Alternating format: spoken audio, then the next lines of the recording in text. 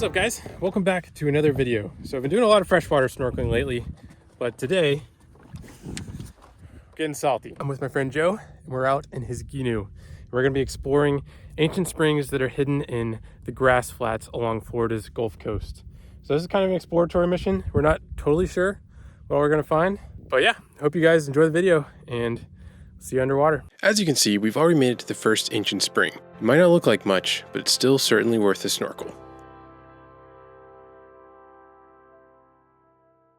Time to suit up. I mean, it's so shallow right there. Work your way down in there a little bit.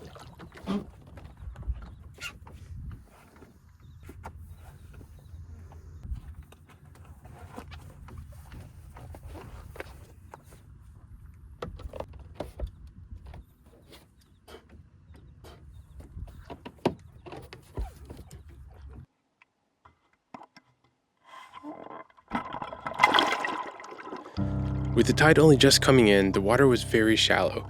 It was also pretty warm, as the Gulf still had a ways to cool down with the onset of winter. I didn't have far to go, because we parked right by the spring, and there it was. Most of our boat ride out here was across shallow mud flats and grass flats, but this area was weird, in that it had a rocky bottom with a sizable crack in it, right out in the middle of nowhere. Although the rocky floor prevented grass from growing around the edge, the crack was still surrounded by orange coral and large dark sponges. As I looked down to the hole, I noticed two things. One was a current. Water was flowing up and past me. And two, the water was cold.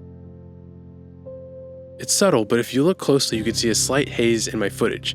This is the thermocline, where the cold water from the spring mixes with the warmer waters of the Gulf. Past the thermocline was an old cinder block, I assume placed by a researcher some time ago, and apparently a blue crab is currently exercising his squatter's rights over it.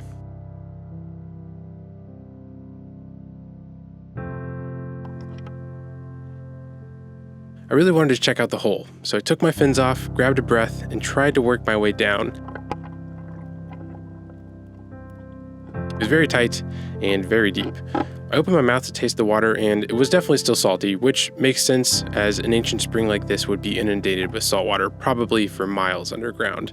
Now, as there was marine life on the walls and I was kind of bumping into the sides, I realized later than I should have that this wasn't really a great idea, and I awkwardly turned around and headed back up to the surface. Somebody cave certified would have to explore these depths.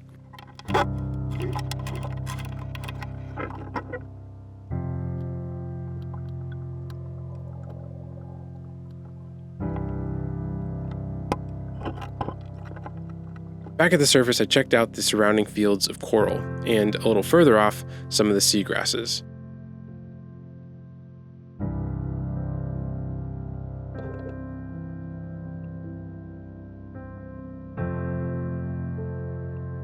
There are also a few black mangrove propagules scattered about. If you play Minecraft and this is confusing to you, the game bases their propagules off of red mangroves, which look like giant green beans, but black mangrove propagules look like this. And with that, it was time to head off to explore the rest of the sites on our list. It'd be pretty easy to miss this little cut in the rock that bleeds cold water out into the Gulf, but it's a pretty cool geological feature pointing back to a bygone era of wild Florida. Oh, there goes a turtle right there. There's no way you can see that on the camera, but anyway, hang on. Sea turtle right there. There he goes. That's sweet. We're in another spot. It's a little deeper, a little bit more grass here, so we're gonna get in, see what's hanging out. As soon as my head went below the surface, my eyeballs were just smacked with green. I mean, everything was green.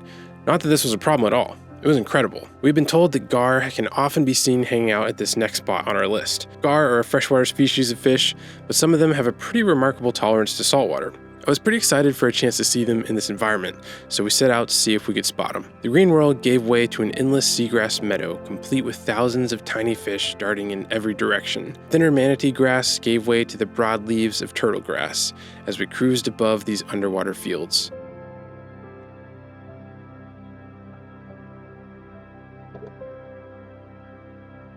We unfortunately did not find any gar, but this place was so beautiful it didn't really even matter.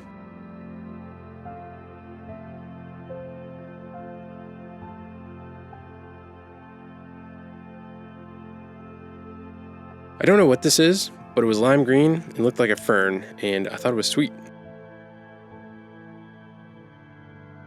At its best, sometimes swimming underwater feels like flying. This was 100% one of those times.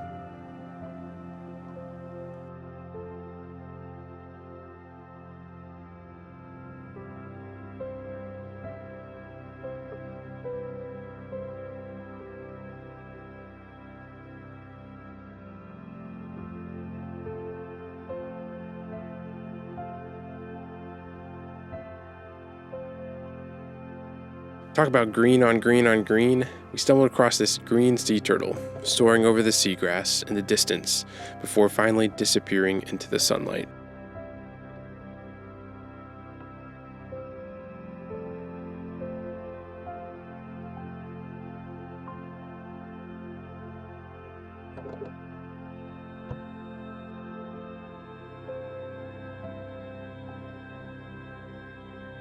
I didn't really want to leave this spot, but it was time to get back on track searching for these ancient springs.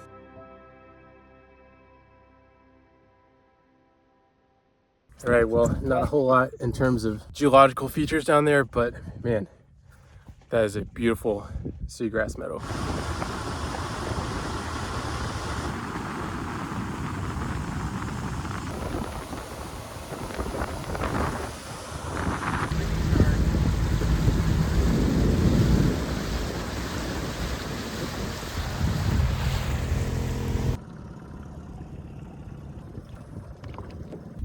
Get ready to get in. I don't think there's flow from this area, but when we went over it with the boat, it looked like it was pretty deep, pretty good sized crack.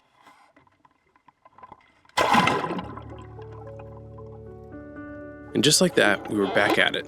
This area was a little more diverse. There was seagrass, corals, sponges, and strange looking macroalgae as far as we could see. There were 2 potential spring sites at this location, and before long we made it to the first one.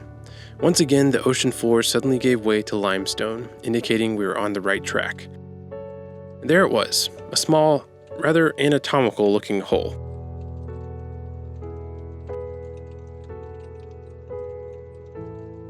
At first, I couldn't really tell how deep it was due to the shadows, but as I got closer, I realized it wasn't very deep.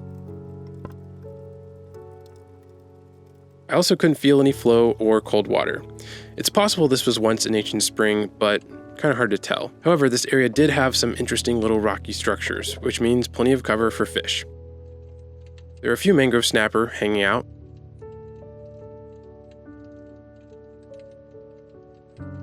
There are also plenty of young white grunts darting back and forth between cover. Although the green overpowered a lot of the other colors here, the purple on some of the corals still stuck out brightly. We moved on from the little hole to the next spot and crossed over another field dotted with some impressive sponges.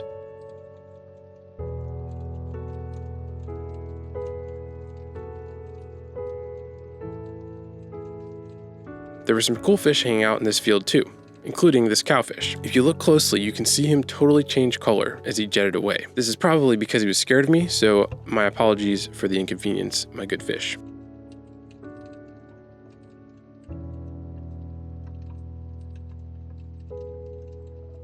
Hiding behind one of the large sponges was a beautiful sheep's head. These guys are a commonly fished species, but until now I had never managed to get very close to one. I can confirm they are very good to eat, but they're also just a beautiful fish, and it was cool to just watch this guy. Sheep's head have wild teeth that look bizarrely human-like, and I was really hoping he'd flash a smile for the camera, but unfortunately, he wasn't feeling it and headed off on his way.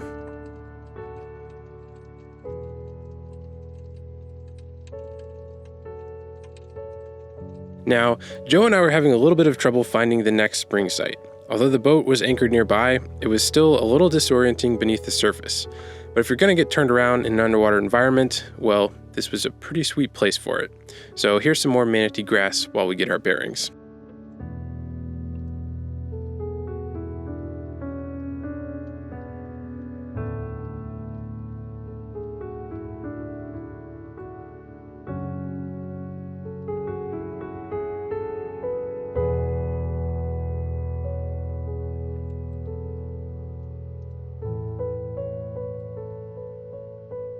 Finally, we figured out where we were and came across another larger crack. This one went much deeper, and although there wasn't any noticeable flow here either, it certainly looked spring-like. Plenty of larger fish had taken up residence in the hole, and I could see a few grouper darting back and forth down below.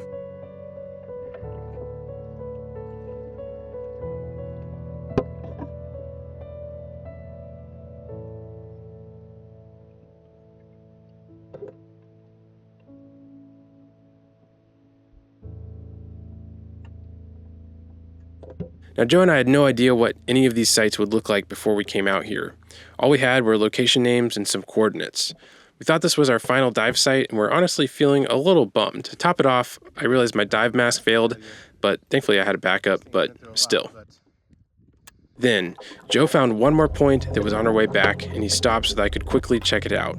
At first, it looked kind of like what we had already seen, just a couple small cracks in the limestone, but then it gave way to this. A huge drop-off with a crescent-shaped, yawning mouth leading down into the dark.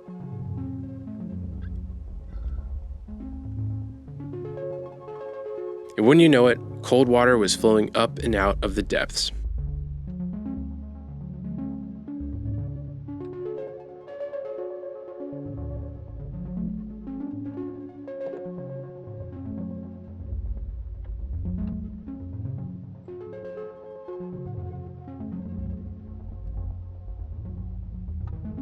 I hit my dive lights and free dove around a little bit.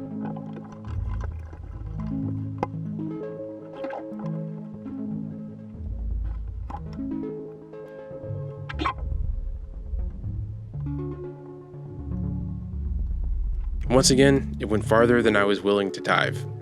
Just 10,000 years ago, at the end of the last ice age, Florida was much bigger than it is today. This area would have been dry land at that time, which means just 10,000 years ago, this was a freshwater spring. Even the shape of this feature reminded me of dozens of inland springs in Florida that I've snorkeled many times.